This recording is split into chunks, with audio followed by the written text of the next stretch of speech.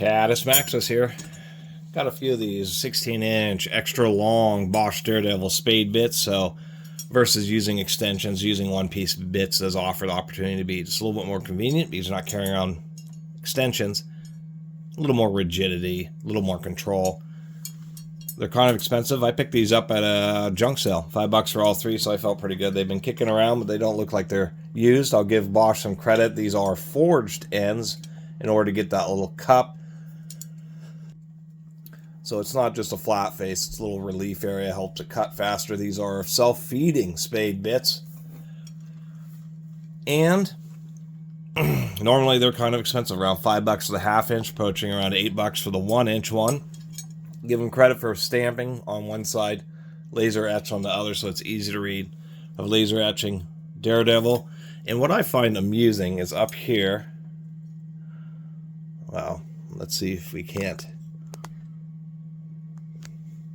get just the right light. Come on now.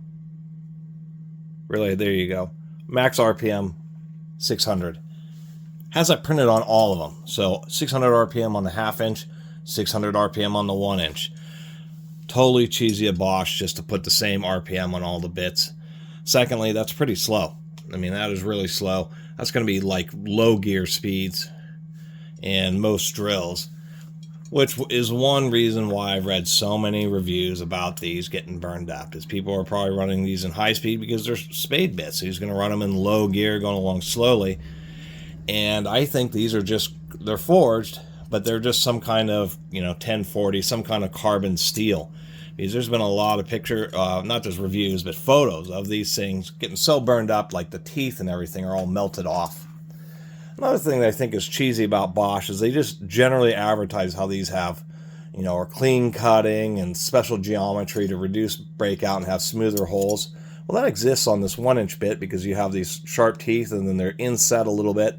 So this makes a cut, and then the secondary shelf kind of provides a reaming action or shaving action to help you get a cleaner hole. On the 5/8, we don't have that step. We have the teeth, but we don't have that step. And on the 1-inch, we have no step and no teeth.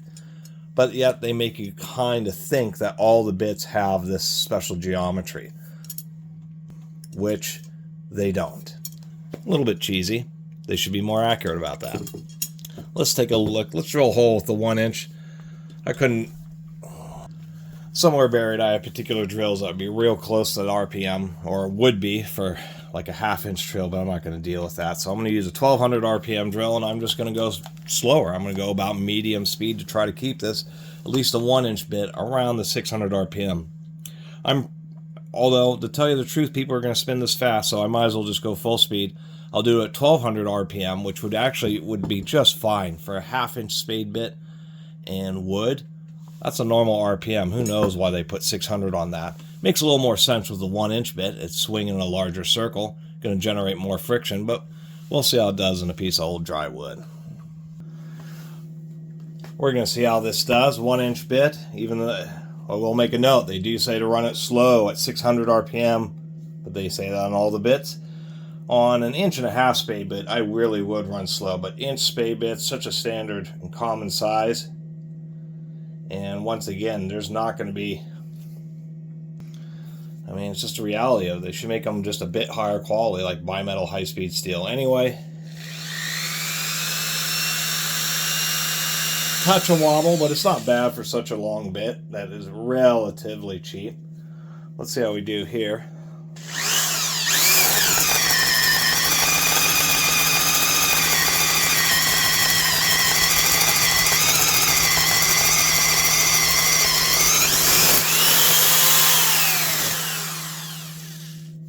The one disadvantage to